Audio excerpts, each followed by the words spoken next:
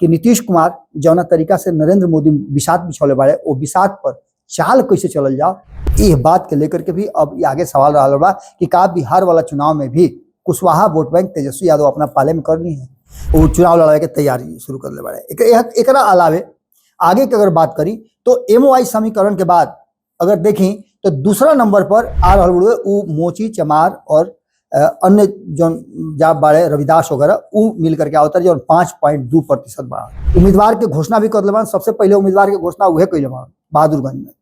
ये सारा बात के लेकर के जो 4 गो लोग उनका पार्टी से भाग रहे, कौना गठबंधन में केकर कितना पावर बा और कौना जाति से उड़ा रहा वो जाति के वोट कितना बा। प्रयास में लागल बड़े कि कुछ ना कुछ एनडीए में ऐसा फ्रूटफुल बात होके जौना से लेकर के उनकर जो डिमांड बा वो पूरा हो जाए।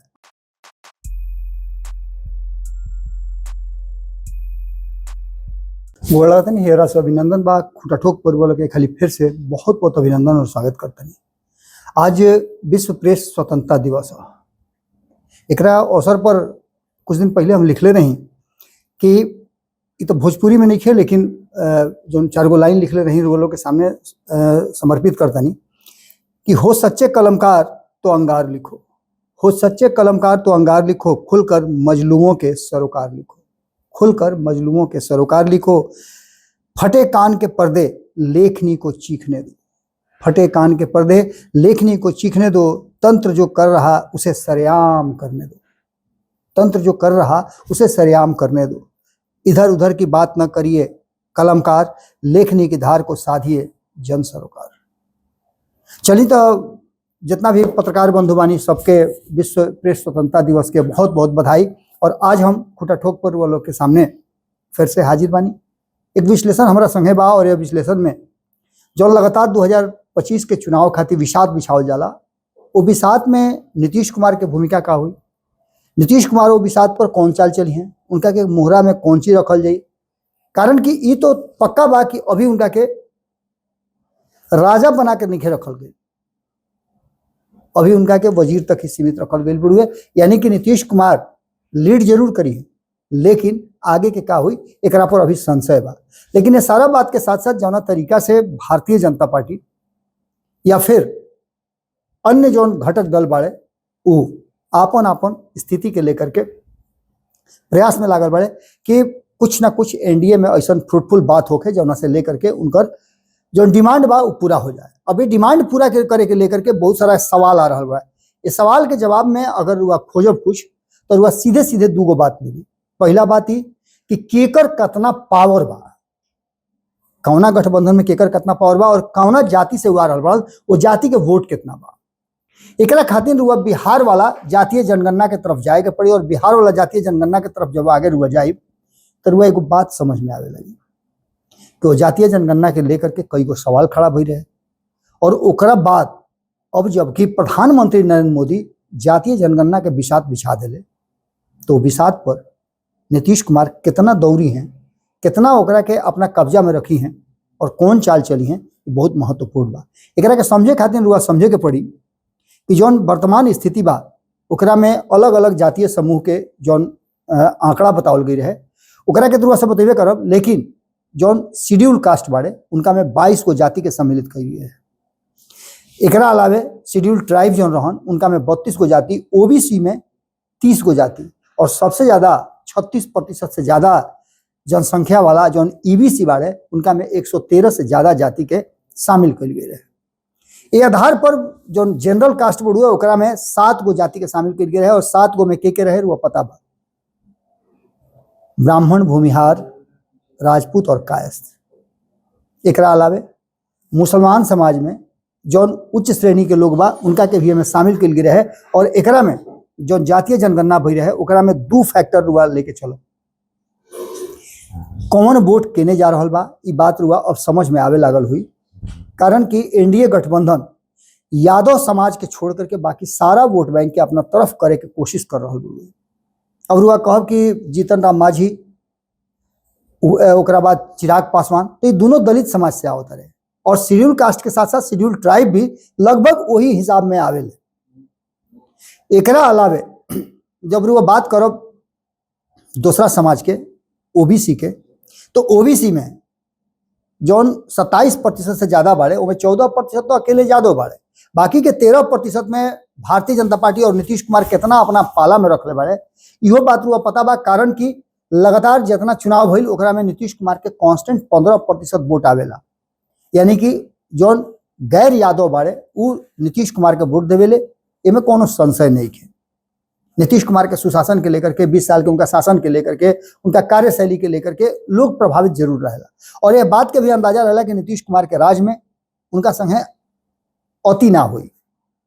ये सारा बात के लेकर के जौन आंकड़ा आई रहे, वो आंकड़ा में हम ये आंकड़ा ऐसे बताओ तानी कि यह आंकड़ा पर कितना प्रभावशाली हुई आवे वाला जौन देशव्यापी जनगणना हुई, और वो जनगणना में जातीय जनगणना के भी शामिल कई जाई तो ओकर असर का पड़ी। हालांकि चुनावी साल बढ़ुए तो निश्चित रूप से एकरा के चुनावी लाभ के रूप में भी देखल जाई, और नीतीश कुमार चूंकि जातीय जनगणना के करावे खातिर एक कमिटमेंट के साथ करौले रहन, और नरेंद्र मोदी के नकारात्मक उत्तर के बाद करौले रहन, तो निश्चित रूप से जब बिहार में चुनाव हुई तो नीतीश कुमार के जातीय जनगणना के जब एगो हथियार उनका हाथ में रही तो निश्चित रूप से वो बढ़िया काम करी हैं। एकरा में जातीय जनगणना जो बिहार वाला भई रहे ओकरा में 81.99 यानी कि लगभग 82% हिंदू, एकरा अलावे 17.5% के आसपास मुसलमान समाज रहन, एकरा अलावे ईसाई 0.5% और सिख समाज 0.1% रहन। इस सब के लेकर के जब जातीय जनसंख्या के बात करब तो जनसंख्या के आधार पर ओबीसी के और ईबीसी के मिला दी तो इनका के 63% इनकर वोट भई रहे, 27% और 36%, 63% की वोट होते हुए, और 63% लोग एक जगह खड़ा बा। एकरा के लेकर के तेजस्वी यादव के दावा बा कि सारा वोट तो हमरा लगे बा, सामाजिक न्याय के बात हमारे बाबूजी कैले, सामाजिक न्याय के धारा में लोग के ले आवे हमारे पिताजी काम कैले, तो फिर सामाजिक न्याय के लोग इन्होंने कहाँ जाई, A to Z के नया बात करे लागल बाड़े। एकरा अलावे भी बहुत सारा बात बा जना के लेकर के दावा कर रहा बाड़े, लेकिन एकरा में से ओबीसी के अलावे ओबीसी के गैर यादव और ईबीसी, ये दोनों नीतीश कुमार और भारतीय जनता पार्टी के भी वोटर बाड़े, अच्छा खासा संख्या में बाड़े, ये बात भी हुआ अच्छी तरह से जानता है। तो अब की हाल के जो चुनाव में जो विषाद बिछावल बढ़ुए ओकरा में नीतीश कुमार जो अपन एंगल बदली हैं या फिर अपन जो चाल बदल दे बाड़े, ओकरा के लेकर के ये कहल जा रहा बा कि नीतीश वेट एंड वॉच के स्थिति बा। वो ये बात के इंतजार करता है कि सीट शेयरिंग के समझौता उनका मन मुताबिक होता कि ना, जो डिमांड बा उनकर वो मन मुताबिक होता कि ना, निशांत के जो राजनीति में प्रवेश करावे के बा ओकर सही समय भारतीय जनता पार्टी तय करता कि ना। अब आगे उनका इहो सोचे के बुढ़िए कि जातीय जनगणना से उनका कितना फायदा हुई और एक विरोधी के कितना फायदा हुई। तो बार बार हम समझावे की कोशिश करता नहीं कि 2025 के चुनाव में भारतीय जनता पार्टी नीतीश कुमार के रखले तो जरूर बढ़ुए, लेकिन ओकर रणनीति जौन बा वो अपना हिसाब से चला रहा बा।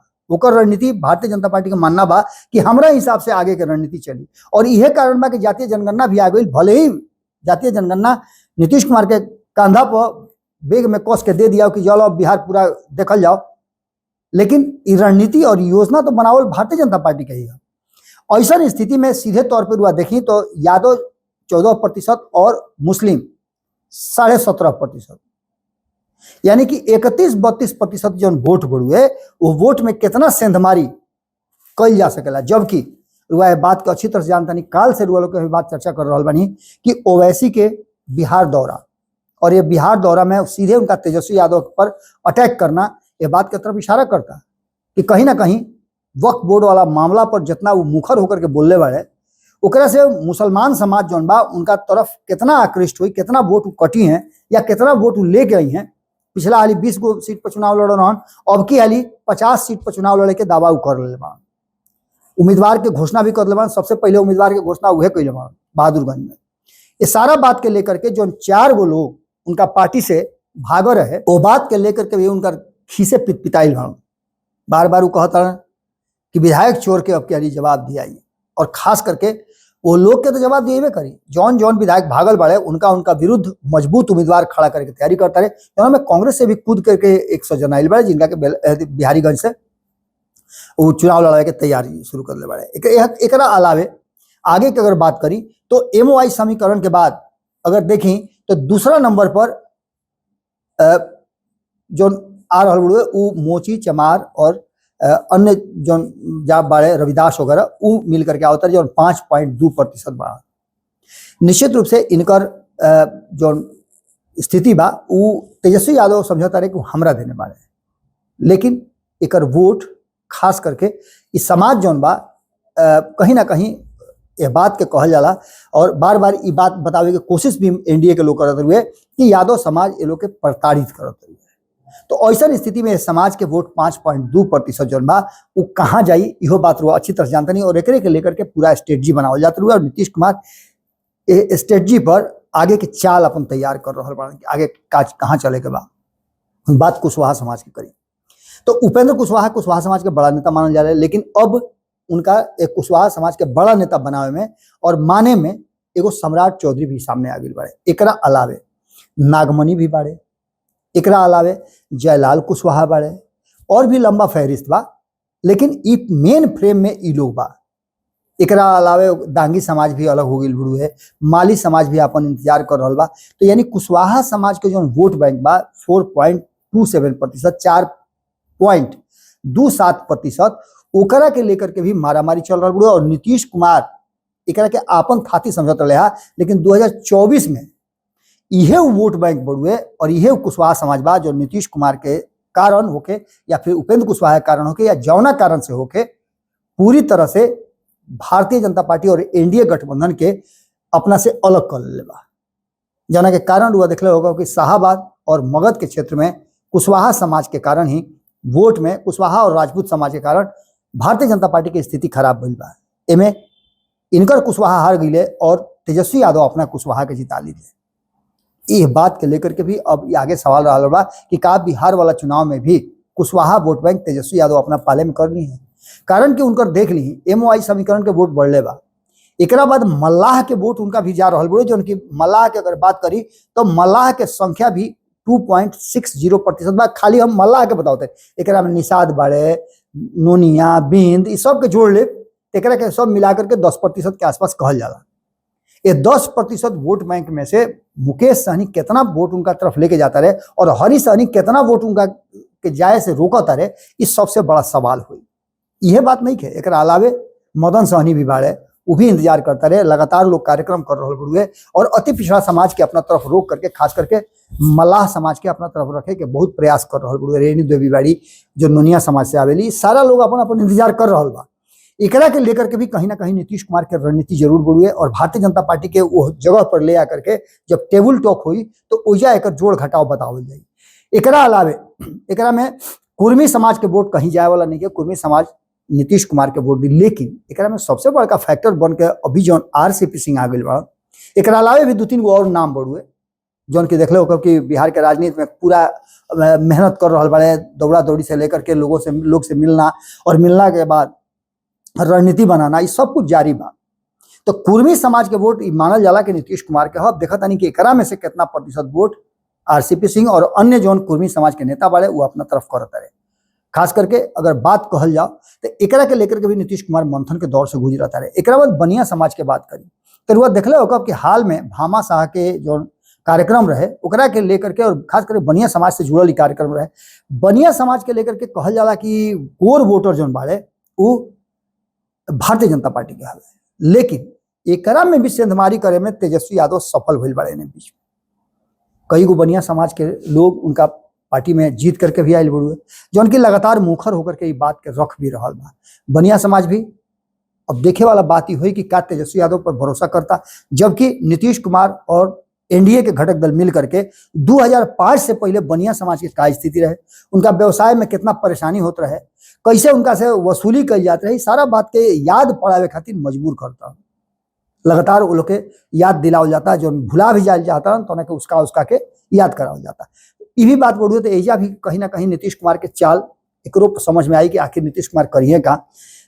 इस सारा बात के देख करके जौन सवर्ण समाज वाला वोट बा ओकरा के लेकर के तेजस्वी यादव के मानना बा कि सवर्ण समाज के वोट उनका संगे जाई। हालांकि कुछ सवर्ण अच्छा खासा संख्या में उनका संगे बा जो उनकी लगातार उनका सपोर्ट में खड़ा बा, लेकिन इस संख्या बहुत कम बा, बहुत ज्यादा संतुष्ट लोग नहीं है।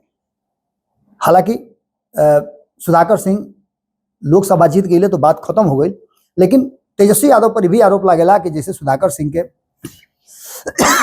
बाहर करवले मंत्रिमंडल से ओकरा बाद कार्तिक मास्टर अब अलग भइले, सवर्ण के उनका मंत्रिमंडल में जगह ना रहे, एकरा के लेकर के भी लोग बहुत तरह बात करेला।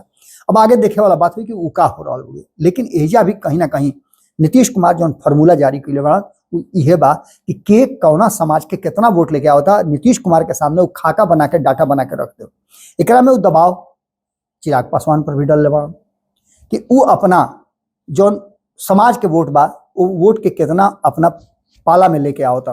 खास करके अगर देखा जाओ तो ये वोट बैंक में वो कितना लेके आवता, यानी कि उनको तो पहले से भी नजर आ रहा बा कि चाहे वो एनडीए में सक्रिय रूप से मत होखस, जब जब एनडीए उनका खोजलस, जब जब भारतीय जनता पार्टी उनका खोजलस, चुनाव प्रचार में गईले और उजा जीत भी दिले। कई गो सीट बुढ़ुए कुर्नी से लेकर के और भी सीट के रुआ नाम ले सकीले। अब की हाली जो 4 सीट लोकसभा चुनाव के भइल उघरी भी दिखा दिले। एकरा अलावे उनका 5 गो सीट जो मिला रहे लोकसभा में, 5 सीट जीत करके ये बात साबित कर दिले कि उनका वोट उनका लगे बा, और सिर्फ अपने समाज के ना बाकी के समाज के वोट भी ट्रांसफर करावे में सफल बारे। जीतन राम मांझी के भी लगभग स्थिति है बा। सारा लोग के डाटा मांगल जाता कि तू कितना वोट ट्रांसफर करेला, ओकरा आधार पर अब नीतीश कुमार सीट शेयरिंग के समझौता करे के तैयारी करता है। उपेंद्र कुशवाहा के भी बेचैनी यही से बढ़ल बा कि 4 दिन मंथन कैला के बाद अब खोज रहा बा कि कौना आधार पर जाकर के एनडीए गठबंधन में बतावस कि उनकर वोट ट्रांसफर हुई और एक भरोसा दिलवावस, वही आधार पर सीट शेयरिंग के समझौता तय हुई। नीतीश कुमार अपना हाथ में कमान रखले बड़ा और जातीय समीकरण के आधार पर जो देखे में आ रहा बा, ओकरा में रुआ के काल भी हम बात बतैले नहीं कि जौन जोड़ घटाव नजर आ रहा बड़ो, जोड़ घटाव बहुत सारा कहानी के कह रहा बा, ओकरा में रुआ लोग के काल है बात के हम समझावे के कोशिश कैले रही कि जौना तरीका से राष्ट्रीय जनता दल के जो सर्वे आयल बा, उस सर्वे भी बहुत सारा कहानी कह रहा बड़ुए। यानी सीधा तौर पे अगर देखल जाओ तो एक बात साफ साफ नजर आ रहा बा कि नीतीश कुमार जौना तरीका से नरेंद्र मोदी बिसात बिछौले बाड़े, वो बिसात पर चाल कैसे चलल जाओ, ओकर तय, ओकर फैसला, ओकर प्लानिंग नीतीश कुमार तैयार कर रहा बा। और नीतीश कुमार के चुप्पी बहुत सारा कहानी कह रहा बा। अभी फॉर्मूला जैसे जारी होता वैसे ही बड़ा भारी एकरा में बखेड़ा खड़ा हुई, बखेड़ा ही खड़ा हुई कि नीतीश कुमार एक बार फिर से लीड रोल में आकर के और कैसे एनडीए गठबंधन के आगे लेके चली हैं, या फिर अगर उनका फॉर्मूला पर एनडीए घटक दल लोग तैयार नहीं हो, मंत्रणा नहीं हो पावत, या एक रूपता नहीं बन पावत, एकमत नहीं हो पावत, तो वैसा स्थिति में नीतीश कुमार का करिए। चुनाव में अभी 6-7 महीना देरी बा, लेकिन रोज आंकड़ा और नया नया रुआ देखलो को अमेंडमेंट हो रहा बा। अभी सब कुछ कहीं ना कहीं आवे वाला चुनाव के लेकर के पूरा ठोक बजा करके हर दल, हर गठबंधन अपन तैयारी कर रहा बा। लेकिन नीतीश कुमार के भूमिका अब की हाल के चुनाव में एक बार फिर से महत्वपूर्ण हुई, चाहे वो जौना रूप में होकर, लेकिन उनकर भूमिका महत्वपूर्ण हुई। और अब तक के जो परसेप्शन बा कि नीतीश कुमार के बिना कोई सरकार ना बन सकेला, ए पर कितना वो टिकल रहता रहे और कितना उनकर वोटर साथ देता रहे, ये भी बात देखे वाला हुई। कारण कि नया पीढ़ी, नया लोग और नया जो नेतृत्व बा उ उफान मार रहा बड़ुए मेन स्ट्रीम में आवे खातिर। जुड़े रही सब खूंटा ठोक पर। एक खाली फिर से लोग के विश्व प्रेस स्वतंत्रता दिवस के बहुत बहुत बधाई। और ये बधाई के साथ साथ आज हम विदा लेते नहीं, कमेंट बॉक्स में लोग राय अपन जरूर रखो। बहुत बहुत धन्यवाद, नमस्कार।